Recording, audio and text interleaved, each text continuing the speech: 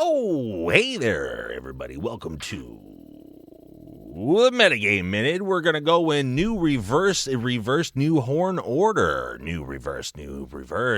Milo. I'm always confused because it's become normal horn order and then it's reversed horn order. Yeah, but it's still new and it's order. reversed. But it's normal. New. Okay, cool.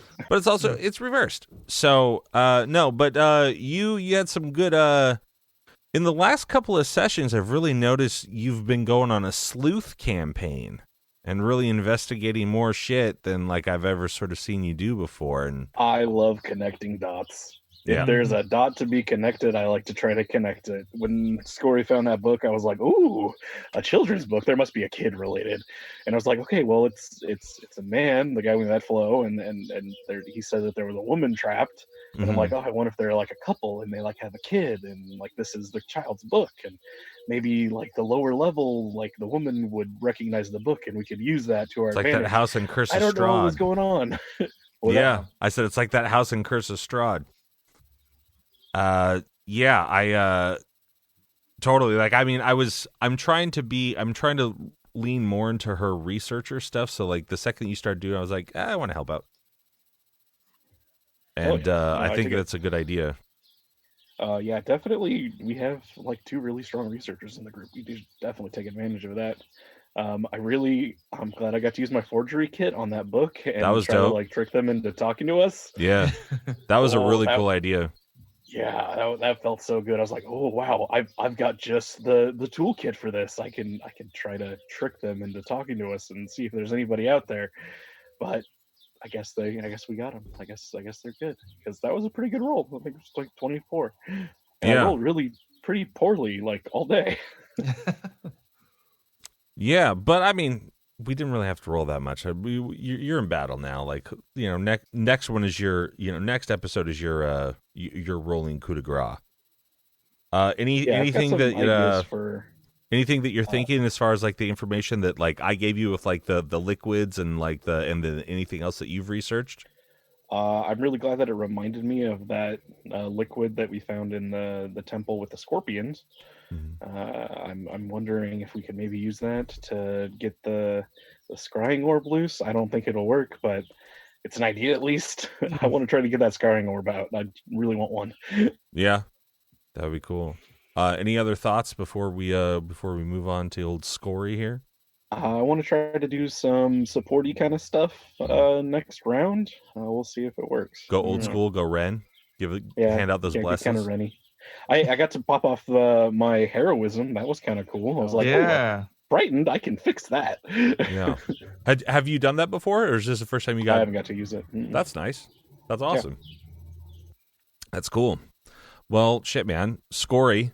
Yeah. You got to do some cool researching. I don't know. It was kind of like a fact-finding mission until like the very end. What were some things that excited you while being able to kind of like go through the levels and through your nooks and crannies? Yeah, I think the way Alex described me finding or Scory finding that book was pretty cool. Yeah.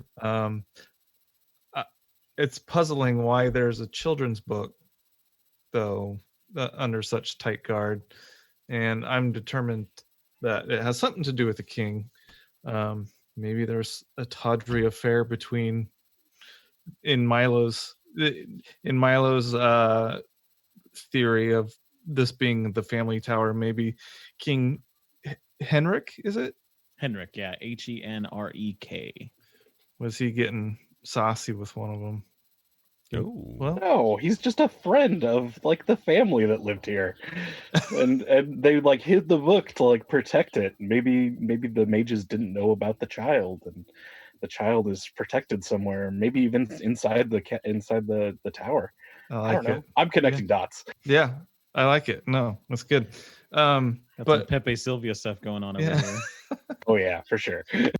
Yeah, it was weird at the opening of this combat to go and give guidance to Wolf instead of actually do something. But I figure we've got a lot of these buff types that would do better in there than me. So I figured give them the advantage and I'll just bide my time. Just accept your role. Yeah. Which Nice. is not a damage dealer.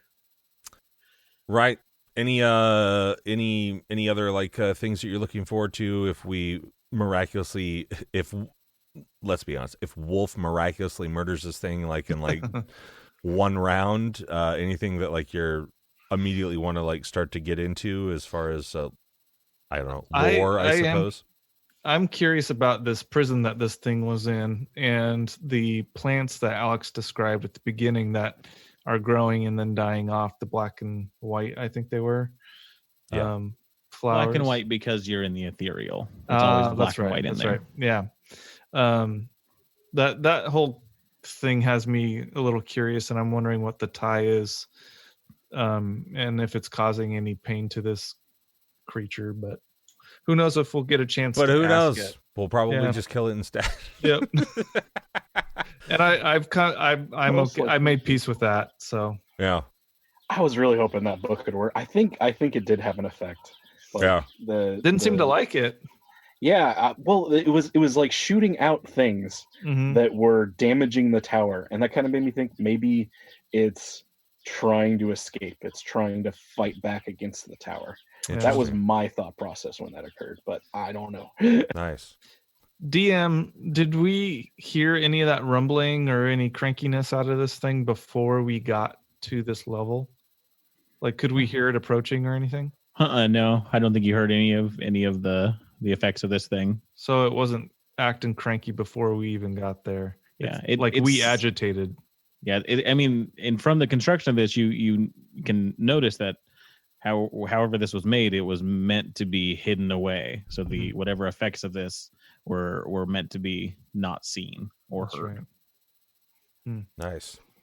As far as me, I just try to be like a more interactive player with you guys, and especially because we were looking at books and researching stuff, and it's like I do have the researcher feat, so I wanted to try to take advantage of that.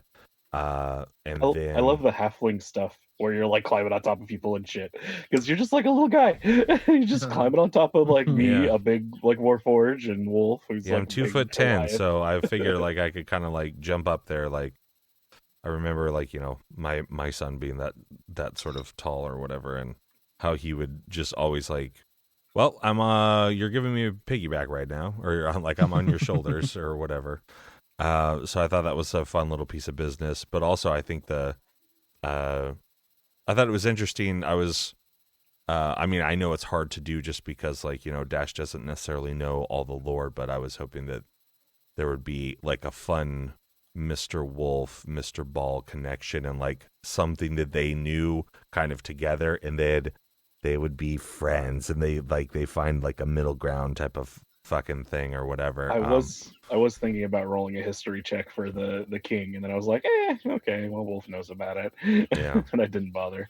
And then like I was definitely kind of weirded out by this, you know, sort of shadow octopus or whatever, and then I don't know, I'm in battle, and I'm trying to kind of gauge be a little bit more responsible, engage in like what seems to hurt it before like I run in, because I've got some stuff that I would like to use, not only just like as me as a player, but also I think me as a character. I was like, there's a bunch of crap that I haven't tried to use, so maybe like if it gets to a point, I'll use it. Mr. Wolf, fairly quiet throughout most of the episode, but goddamn, you missed like those first two swings, and the third one you hit, and you still did 32 points of damage. Oh yeah, I missed the first one, but I hit on the second one. Yeah, okay. When I hit with my with my great weapon master feat or whatever, I had like 10 damage. We need to get you a magic weapon for sure, ASAP. Oh yeah, or like as a magic weapon. It's a spear. Oh, yeah, the javelin. The yeah, the ray of enfeeblement. Yeah, I still have that. But I like using my great axe, so maybe we can I don't know, find a way to like enchant my great axe. I'm sure there's a way. Use that armor to maybe build onto your axe, maybe. Yeah. Maybe we can transfer Florian's consciousness to my axe. Then I have a talking axe. I love that. It's kind of like Vampire Hunter D, like with his hand or whatever, like the eye that talks to him or whatever. Yeah, yeah, that would be pretty sick. Actually, that'd be pretty tight, you know. And then maybe the axe could like do stuff, and then I become like a god, and then you guys are my subjects, and then the game's about Nah. me ruling the planet I don't like see how that a Thanos like despot, you know. No. And you guys like do my bidding, you know, and we No. go from like dimension to dimension, and I just conquer No. home worlds. No. Okay. Sounds I like it. Yeah. Heck yeah. Then you're like, Take some "Ah, notes that's down. I'm in. yeah, I wasn't doing a whole lot of exploratory stuff, but we've got we've got the nerds on our team for that, so I let them do that. And you got, but now you're in your sweet zone, which is right in front of the biggest fucking thing in the room, and Yeah. just like murking this motherfucker. Yeah, swinging my axe, baby. That's Dude, what I like do, baby. if you I would swing hit me axe. with that, I would have 8 points of health left. Yeah. I No, mean, no. You did 32. Sorry, I would have 4 points of health left in one hit. This is why I want to be your friend. I never want to go against you, Mr. Wolf. Yeah, I do like mean, that we have the group composition of like there's the nerds and there's the jock guy Yeah. and then there's the Yeah, we're the popular Breakfast kid. Club. Yeah, we're I want to. Breakfast Club. Yeah. I want to see the art of all of your characters, but as if they were, Breakfast Club characters, like in high school or something. Yeah. That would be awesome. I know, think Wolf I with would the be Letterman's the Ali jacket. Sheedy one. Yeah. hmm Scory is definitely Emilio Estevez. Of course. Mr. Wolf is Are you sure I Mel- wouldn't be Emilio Estevez? no, I No, think he's Judd Nelson. yeah, for you're sure. Judd Nelson for sure. Yeah, Oh, I thought I was the jock. Yeah. No, that's no. but that just fits better. I think That it's, makes sense. I think you're Zephyrus would be Jim darker. Nelson. I think you're darker, and that's why you go Judd Nelson. Oh yeah, that's true. Because I mean, he's got a lot of baggage. Yeah, and I think Remember that whole scene when he's talking about his dad? Woke up. putting his cigarette out? yeah. Yeah, that's true. And Okay, then what? Zephyrus is Molly Ringwald. Oh yeah, no, that he. Oh, is Molly 100%. Yeah. Oh Yeah. my god. Ringwald. That fits so perfectly, actually. I'm glad he missed this, and I hope he listens to it. Yes. Heck yeah. Oh shit! And Alex is the principal. Yeah, Alex is the principal. Yeah, for God sure. damn. You're skating on thin ice, bud. Alex, how are we playing your game before we get out of here? Oh, fantastic! It's good. You guys are killing it. Nice. Yeah. Anything that you want to tell us that we missed and taunt us that we can never go back to, or do you just want to taunt us as your creature so we have to fight harder next episode? You can always go back. That floating rock is that's still out there. Oh yeah, dude. When There's you probably said that, treasure under it. I was like, holy fuck.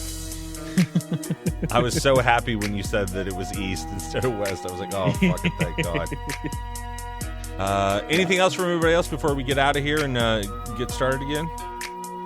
I'm good. Perfect. Well, hey, thank you for joining us on old Patreon here. $1 gets you all of this, but really it's just Thursdays on our feed. So thank you for liking, subscribing, all that sort of. Share it with your friends, and we will be back on Monday in your ear holes. Goodbye for now. Nice.